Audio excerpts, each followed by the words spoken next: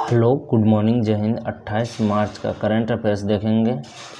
ये आपको free of cost PDF मिल जाएगा मेरे टेलीग्राम चैनल पर, जिसका लिंक मेरे चैनल के डिस्क्रिप्शन में दिया हुआ है। वहाँ से ज्वाइन कर सकते हैं फ्री ऑफ कॉस्ट। बहुत से लोग वहाँ पे लेते भी हैं पीडीएफ। इसको हम शॉर्ट एक्सप्लेनेशन कर देते हैं फास्ट में, आप लोग अंत तक बने रहिए, ठीक है। चलिए शुरू करते हैं। पहला क्वेश्चन है, हाल ही में आईआईडी के खाद्य सुरक्षा सूचकांक में शीर्ष स्थान पर कौन रहा? तो आइसलैंड शीर्ष स्थान पर रहा है और सबसे निचले स्थान पर अफगानिस्तान जो है सबसे निचले स्थान पर रहा है।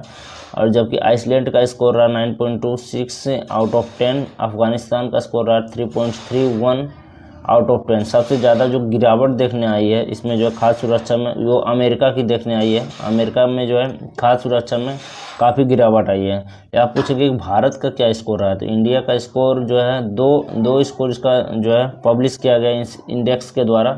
पहला उन्होंने बताया कि यदि 1.5 डिग्री तापमान में बढ़ने पर जो है भारत का स्कोर रहता है 4.96 आउट ऑफ 10, जबकि 2 डिग्री तापमान बढ़ने पर भारत का स्कोर रहता है 4.52 जो है आउट ऑफ 10 ये रहता है। इसमें कहा यह जो है सीधा जो है तापमान बढ़ने पर सीधा खाद्य सुरक्षा पर असर पड़ता है। तो ये आईआईडी का जो इंडेक्स रहा है खाद्य सुरक्षा सूचकांक। चलिए नेक्स्ट क्वेश्चन देखते हैं। हाल ही में भारत द्वारा 2031-35 के लिए एनडीसी लक्ष्य कौन सा निर्धारित किया है? तो यह कौन सा मतलब लक्ष्य में क्या क्या इन्होंने बात की है? तो ये लक्ष्य में 3 इम्पोर्टेंट चीज़ें बात की है। एक उन्होंने कहा है, पहला कि उत्सर्जन तीव्रता, यानी कि कार्बन उत्सर्जन तीव्रता को कम करना है। कम करके कहाँ तक लाना है? तो उसको 47% पर लाना है। कितना पर लाना? 47%। कार्बन इमिशन क्षमता को 47% कम करना है। दूसरा कि गैर जीवाश्म ईंधन, यानी कि जिसमें जीवाश्म का यूज नहीं हुआ है, वो जैसे सोलर ये सब वगैरह से जो भी उस आधारित ऊर्जा जो मतलब गैर जीवाश्म आधारित ऊर्जा, बैटरी चार्ज करने के बाद जो लाइन ये सब जो है, इसके द्वारा संसाधनों को 60% से चाहिए विद्युत उत्पादन करना है। यानी कि गैर जीवाश्म ऊर्जा से 60% जो है विद्युत उत्पादन क्षमता को हासिल करना है। और कार्बन सिंक जो है 3.5 से 4 बिलियन टन कार्बन डाइऑक्साइड के बराबर अतिरिक्त कार्बन सिंक बनाना है। यानी कि इनके द्वारा कार्बन एमिशन को कम करना, कार्बन उत्सर्जन को कम करना, और इस कार्बन उत्सर्जन को कम करने के लिए जो है कई मतलब पेड़ लगाए जाएंगे। इस सिंक को हासिल करने के लिए कई पेड़ जो है लगाए जाएंगे। इसकी शुरुआत जो है अगर बात करें एनडीसी की शुरुआत, तो एनडीसी भारत ने अपना पहला एनडीसी जो है पेश किया था 2015 में। और ये जो मतलब कार्बन इमिशन है वो 2070 तक नेट जीरो कार्बन, यानी कि एक भी मतलब थोड़ा सा मात्रा में भी कार्बन उत्सर्जन नहीं रहना है। यही इसने इस लक्ष्य को हासिल करने के लिए 2070 तक जो है चलाया गया नेट जीरो उत्सर्जन, ठीक है, कार्बन। इससे जो आर्थिक विकास और पर्यावरण स्थिरता के बीच संतुलन बनाना, यही उसका उपलक्ष्य मतलब उद्देश्य है। नेक्स्ट क्वेश्चन देखते हैं। हाल ही में भारत ने पश्चिमी एशिया में बढ़ते तनाव को बीच हॉर्मुज जल संधि में कौन सा ऑपरेशन चलाया? तो ऑपरेशन ऊर्जा सुरक्षा। एक्चुअल में देखो होता क्या है ना, हॉर्मुज जल संधि जो है ना, हॉर्मुज जल संधि वहाँ से जो है ईरान उस जल संधि पर ईरान का कब्जा है। ईरान जो चाहता है, ईरान का कहना है कि जो भी देश हमारा दुश्मन है उसको मैं इस जल संधि के द्वारा जाने नहीं दूंगा, उसके जहाज को नहीं जाने दूंगा। अगर वो गया तो उस पर जो है विस्फोट कर दूंगा, यही इसका मतलब कहना है। तो भारत तो खैर ईरान से तो भारत का बहुत अच्छा बनता है, लेकिन फिर भी उसके सुरक्षा के लिए वहाँ पे जो खाड़ी, वहाँ पे जो है फारस की खाड़ी में जो फंसे हुए भारत के जहाज हैं, जिसमें पर्याप्त मात्रा में पेट्रोल है, एलपीजी है, तो उसको वापस लाने के लिए उन्होंने वहाँ पे नेवी को तैनात किया, जो ऑपरेशन ऊर्जा सुरक्षा के तहत गया है। भौगोलिक की बात करें, भौगोलिक जानकारी के साथ, तो ये ऑपरेशन का उद्देश्य पश्चिमी एशिया इजराइल के तनाव को, एलपीजी ईंधन को, जहाज को मतलब सुरक्षा देना है। हॉर्मुज जल संधि की बात करें तो यह किसे जोड़ती है? फारस की खाड़ी और ओमान सागर को आपस में जोड़ती है, और यह अलग करती है यूएई और ओमान को ईरान से के भौगोलिक रूप से अलग करती है, ठीक है। यह वैश्विक तेल व्यापार के लिए सबसे प्रमुख केंद्र कौन सा है? तो ईरान है। दुनिया का सबसे बड़ा हिस्सा ईंधन आपूर्ति वहीं से पूरा होती है, ठीक है। भारतीय नौसेना को वहाँ पे तैनात किया, हमने बता दिया। नेक्स्ट क्वेश्चन देखते हैं, 52वां G7 सम्मेलन किस देश में प्रारंभ हुआ? तो यह फ्रांस में प्रारंभ हुआ है। फ्रांस में जो हुआ G7 की बात करें, इसके ऐतिहासिक चरण की बात करें, इनके सदस्य देशों को याद करने का ट्रिक है, गर्लफ्रेंड को जूस पिलाओ। जी से हो गया जर्मनी, एफ से फ्रांस, जे से जापान, यू से USA, इटली और कनाडा, इंग्लैंड। ठीक है, 52वां जो सम्मेलन हुआ है वह जून 2026 में फ्रांस के एवियन बेस में आयोजित होगा। इसमें जो है भारत के प्रधान, वैसे देखिए G7 जो है में भारत आधिकारिक रूप से मतलब उसका पार्टनर नहीं है, लेकिन उसको भारत को इनवाइट किया गया और ये डिसाइड हो चुका है कि इस बार प्रधानमंत्री जो है भाग लेंगे। इसकी स्थापना की बात करें, इसकी स्थापना, पहला सम्मेलन जो हुआ था 1975 में फ्रांस में ही हुआ था। यह जो है 1976 में, उस समय जो जब हुई थी स्थापना, उस समय G6 था। ये क्या था बना हुआ? G6 था। इसको अगला साल जो हुआ था 1976 में कनाडा शामिल हुआ तो हो गया G7। 1997 में शामिल हुआ कौन? रूस, हो गया G8। और उसके बाद 2014 में जब रूस यूक्रेन युद्ध चालू हुआ तो उसको इससे निकाल दिया गया, जिससे वापस जो है G7 बन गया। पिछला जो सम्मेलन हुआ था वह कनाडा में हुआ था। ठीक है, नेक्स्ट क्वेश्चन की बात करें, हाल ही में वाणिज्य और उद्योग मंत्रालय ने किसके सहयोग से स्टार्टअप सहायक प्लेटफॉर्म लॉन्च किया था? यह जो है रेजवे पे के द्वारा। रेजवे पे आपको भी मतलब बुक खरीदने के लिए, किसी भी प्लेटफॉर्म का बुक खरीदने के लिए जो पेमेंट करते हैं तो वो सिक्के कॉइन के पीले कलर का पूरा स्पीड में जो चलता है वही रेजवे पे है, वही उसी के द्वारा होता है।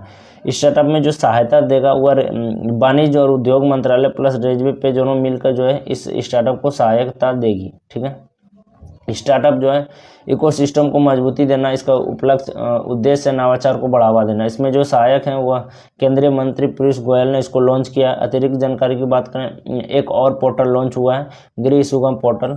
वह जो है नेशनल NHB के द्वारा यानी नेशनल हाउसिंग बैंक के द्वारा इसको लॉन्च किया गया है। और इससे जो है मतलब इसका उद्देश्य क्या है? तो मुख्य रूप से रक्षा क्षेत्र में और सरकारी कर्मचारियों के लिए यह जो है लॉन्च किया गया है। सुलभ और आसान होम लोन, जो मतलब जो सेना में भर्ती हैं वो उसके लिए सुलभ और आसान होम लोन जो है प्रोवाइड कराना, यही इसका मतलब उद्देश्य है। स्टार्टअप सहायक प्लेटफॉर्म का उद्देश्य है रक्षा क्षेत्र में जो लोग भाग लेते हैं जो सेना, उसके लिए ये सहायक लोन उपलब्ध कराता है। नेक्स्ट क्वेश्चन, हाल ही में मनोरोगों यानी कि मतलब जो ब्रेन से रिलेटेड जो बीमारी होते हैं भारत का पहला काम ब्रेन डिजिटल डेटाबेस कहाँ लॉन्च हुआ है? तो इसको लॉन्च किया गया बेंगलुरु में। इसको काम में, यह भारत का पहला डिजिटल और ओपन सोर्स है, यानी कोई भी इसको इस्तेमाल करता है, कोई भी डॉक्टर इसको इस्तेमाल कर सकता है, कोई भी मरीज भी या कोई भी नागरिक, सिंपल नागरिक भी इसको इस्तेमाल करता है यदि वो इसके इस्तेमाल को जानकारी जाने तो। इसमें जो यह मानसिक रोगों की इससे संबंधित है, एग्जाम्पल जैसे भूलने की बीमारी, डिमेंशिया, कोई भी चीज़ लत लग जाना, एडिक्शन, ये सब रोगों के अध्ययन में जो है यह सहायता देती है। ठीक है, यह जो है कोई भी यूज कर सकता है, यह सबसे बड़ी इसका जो है उपलक्ष्य है। 1861 में के बाद, नेक्स्ट क्वेश्चन, 1861 इतिहास में पहली बार किस देश के करेंसी नोटों पर राष्ट्रपति का हस्ताक्षर अंकित हो जाएगा? तो USA के डोनाल्ड ट्रंप ने कहा कि मेरे जो नोट है उस पर जो है राष्ट्रपति का सिग्नेचर चाहिए, सिग्नेचर होना जरूरी है। यह ऐतिहासिक घटना की बात 165 साल लंबे इतिहास के बाद यह पहली बार अमेरिकी डॉलर नोटों पर वहाँ के राष्ट्रपति का हस्ताक्षर होगा। नोट पर राष्ट्रपति ट्रंप और वित्तीय मंत्री स्कॉट बेसेंट की साइन होगी। ठीक है, 2 का साइन होगा। लेकिन इतिहास की बात करें तो 1861 में डॉलर पर हस्ताक्षर की शुरुआत की थी, लेकिन अब तक जो है ट्रेजरी सचिव द्वारा जो है ट्रेजरी सचिव का हस्ताक्षर होता था, लेकिन अब राष्ट्रपति और वित्त मंत्रालय का जो है हस्ताक्षर होगा। वर्ष 2026 में यह जो है यह कब किया गया? तो यह 250वीं वर्षगांठ पर अमेरिका जो है 250वीं आज़ादी का 250वीं वर्षगांठ मना रही है, तो उस उपलक्ष्य में राष्ट्रपति ने कहा नोटों पर मेरा सिग्नेचर होगा। नेक्स्ट क्वेश्चन की बात करें, वर्ष 2026 में IPL का कौन से संस्करण का आयोजन होगा? तो 19वां संस्करण का आयोजन होगा। इस संस्करण 2026 में IPL का 19वां सीजन खेला जाएगा और ये 28 मार्च से शुरू होगा। 2 चरणों में इसका आयोजन होगा। एक तो 28 मार्च से शुरू होगा, इसमें आज से शुरू होगा। ये जो RCB बनाम सनराइजर हैदराबाद के बीच जो है चिन्ना स्वामी स्टेडियम बेंगलोर में इसको खेला जाएगा। इसको 2 चरणों में, पहला तो 28 मार्च से शुरू होगा, दूसरा जो होगा 13 अप्रैल से 24 मई तक होगा। अच्छा बताएं तो बीच में गैप ऐसा तो कभी नहीं होता।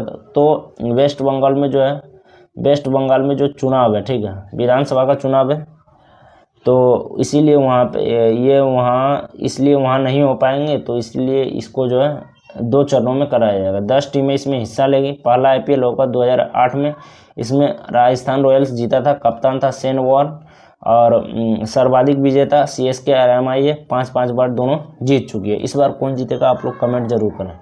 नेक्स्ट क्वेश्चन की बात करें, हाल ही में महिलाओं और ट्रांसजेंडर ई ऑटो चालकों के लिए जो है दुर्गा योजना किसने शुरू किया है? तो दिल्ली सरकार ने दुर्गा योजना शुरू किया। किसके लिए? महिला और ट्रांसजेंडर के लिए, ठीक है। उसका उद्देश्य महिला और ट्रांसजेंडर ऑटो चालकों को परमिट देना और ई मोबिलिटी को बढ़ावा देना। आप जानते हैं कि मतलब ई मोबिलिटी परमिट देना और चलाओ, मतलब दिल्ली में आप जानते हैं बहुत ज़्यादा प्रदूषण फैला हुआ है, तो वहाँ पे पेट्रोल डीजल का यूज करने के बाद जो है आप वो सिलेंसर से धुआं बहुत ज़्यादा निकलता है और जिससे वहाँ प्रदूषण होता है। इसलिए उसको कम करने के लिए दुर्गा योजना चालू किया गया दिल्ली सरकार द्वारा, और कहा गया है कि मतलब अगर जो ऑटो चालक जो अगर बढ़ेगी तो ई मोबिलिटी भी बढ़ावा मिलेगा और जिससे इसे धुआं पेट्रोल वाले यूज के वाहन कम होंगे। इसमें स्टार्ट में जो 1000 महिलाओं को लाया गया और एक शॉर्ट्स ट्रांसजेंडर चालकों को इसमें जो है दिया गया है इसका परमिट। एक और योजना चालू हुई, अनमोल योजना। अनमोल योजना दिल्ली सरकार ने ही लॉन्च किया नवजात शिशु के द्वारा। नवजात शिशु के जेनेटिक और मेटाबॉलिक बीमारियों को स्क्रीनिंग करना, जांच करना, ताकि समय पर उसका इलाज हो सके, उसके जांच करना, उसके नवजात शिशु में जो है जांच करना, यह इसका उद्देश्य है। नेक्स्ट क्वेश्चन की बात है, हाल ही में वैज्ञानिकों ने प्रारंभिक मियोसीन युग के 42 घोंघे प्रजातियों की पहचान कहाँ पे की है? तो गुजरात में की है। इसका बात करें तो